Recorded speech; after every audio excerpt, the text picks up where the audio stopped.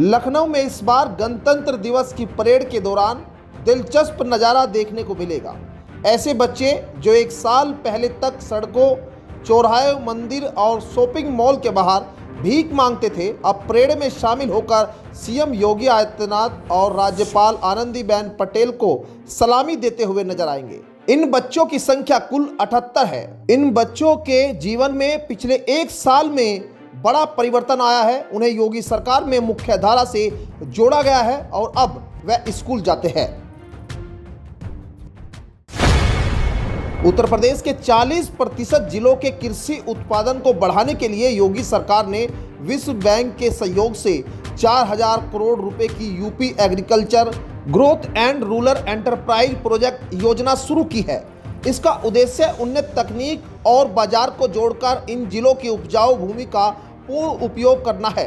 देश में सबसे अधिक उपजाऊ भूमि यूपी के पास है। कई फसलों के उत्पादन में यूपी अव्वल है।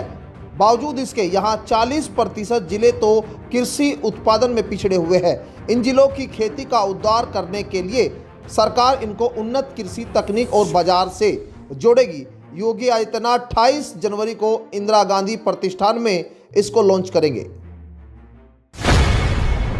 पीएम किसान योजना की 19वीं किस्त 24 फरवरी 2025 को जारी होगी। प्रधानमंत्री नरेंद्र मोदी बिहार से देश के करोड़ों किसानों के खाते में 2000 रुपए ट्रांसफर करेंगे। केंद्रीय कृषि मंत्री शिवराज सिंह चौहान ने यह जानकारी दी है।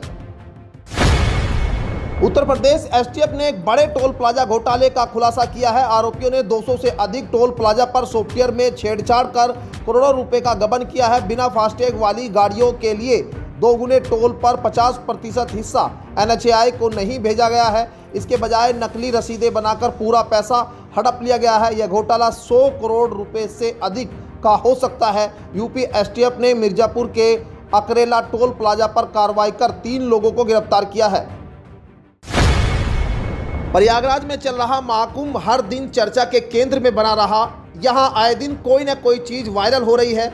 अब श्री पंच दशनाम आह्वान अखाड़े के पीठाधीश्वर अवधूत बाबा उर्फ आचार्य महामंडलेश्वर अरुण गिरी का सोने का सिंहासन वायरल हो रहा है। गोल्डन बाबा के नाम से मशहूर अरुण गिरी को उनके एक शिष्य ने सिंहासन गिफ्ट किया है। मीडिया रिपोर्ट के अनुसार इसका वजन 251 किलोग्राम है और कीमत करीब 200 करोड़ आकी जा रही है। राहुल गांधी की बढ़ सकती है मुश्किलें। कांग्रेस सांसद के खिलाफ हाथरस की एमपी एमएलए कोर्ट में परिवाद दायर हुआ है। बता दें, हाथरस केस में आरोपितों के खुलेआम घूमने और पीड़ितों के परिजनों को घर में कैद करने की बात कहकर कांग्रेस सांसद राहुल गांधी ने सोशल मीडिया पर पोस्ट साझा किया था। अब हाथरस की एमपी एमएलए कोर्ट में कांग्रेस नेता राहुल गांधी के खिलाफ मानहानि का परिवाद दायर किया गया है। एमपी एमएलए कोर्ट ने परिवादी के बयान दर्ज करने के लिए 10 फरवरी तय की है। इलाहाबाद हाईकोर्ट ने एक मामले में सुनवाई के दौरान लिव इन रिलेशनशिप को लेकर अहम टिप्पणी की है। कोर्ट ने कहा कि लिव इन को सामाजिक तौर पर स्वीकृति नहीं मिली है, इसकी अनुमति नहीं है, फिर भी युवा ऐसे संबंधों की ओर आकर्षित हो रहे हैं। जज ने कहा कि जिम्मेदारी से बचने के लिए लिव इन युवाओं में फेमस हो रहा है।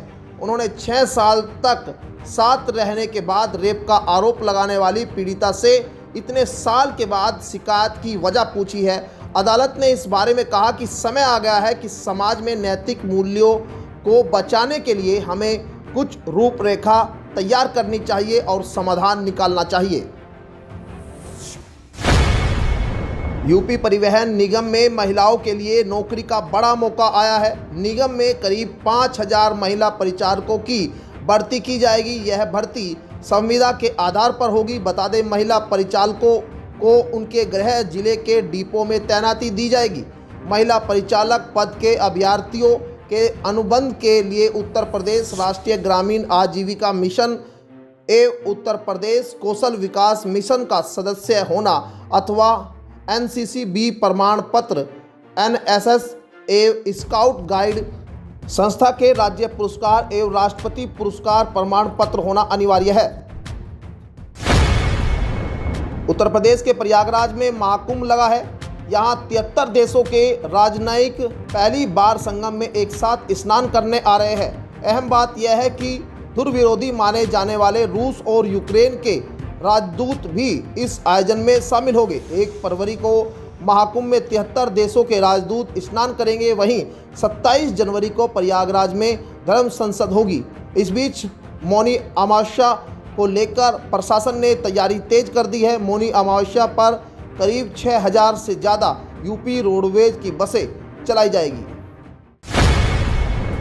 उत्तर प्रदेश के युवाओं को एक बार फिर फ्री स्मार्टफोन मिलने वाला है। योगी सरकार युवाओं को फ्री स्मार्टफोन देने वाली है। इसके लिए 25 लाख स्मार्टफोन खरीदे जाएंगे, जिसमें 2493 करोड़ रुपए खर्च होंगे। सरकार स्वामी विवेकानंद युवा सशक्तिकरण योजना के तहत सरकार फ्री स्मार्टफोन बांटेगी। जानकारी के मुताबिक एक स्मार्टफोन की कीमत 9972 रुपये तय हुई है। इसके लिए बुधवार को कैबिनेट ने अंतिम बिड डॉक्यूमेंट को मंजूरी मिली है। यूपी डेस्को लखनऊ को नोडल एजेंसी नामित हुआ है। अगर आप इस योजना का फ़ायदा उठाना चाहते हैं तो राज्य सरकार की ऑफिशियल वेबसाइट से जानकारी ले सकते हैं।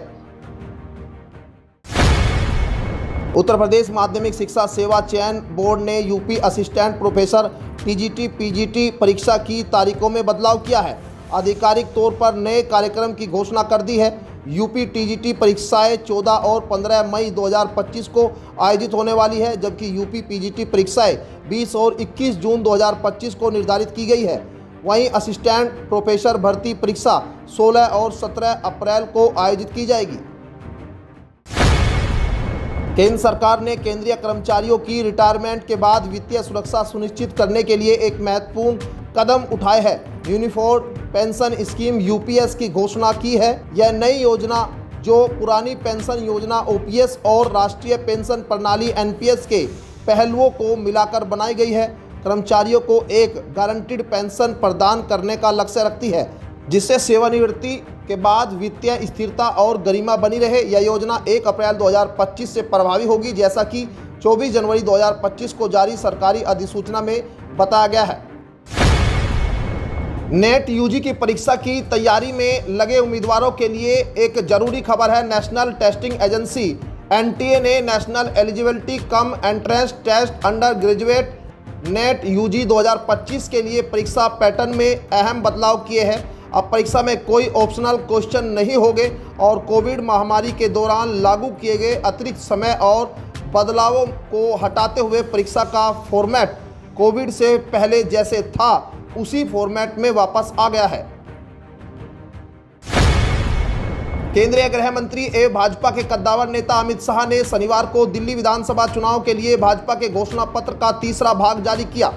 अमित शाह ने केजरीवाल पर यमुना की सफाई, स्वच्छ पेयजल उपलब्ध कराने और दिल्ली को प्रदूषण मुक्त बनाने के वादे पूरे नहीं करने का आरोप लगाया है। शाह ने कथित घोटाले का हवाला देते हुए कहा, भ्रष्टाचार का स्तर कभी इतना ऊंचा नहीं रहा जितना अरविंद केजरीवाल की अगुवाई वाली आम आदमी पार्टी की सरकार में है।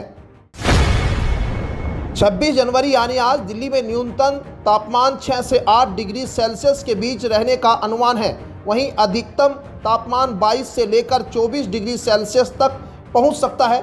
पिछले दिनों न्यूनतम तापमान 12 डिग्री सेल्सियस तक पहुंच गया था, यानी सुबह में तापमान में गिरावट की वजह से ठंड महसूस जरूर होगी।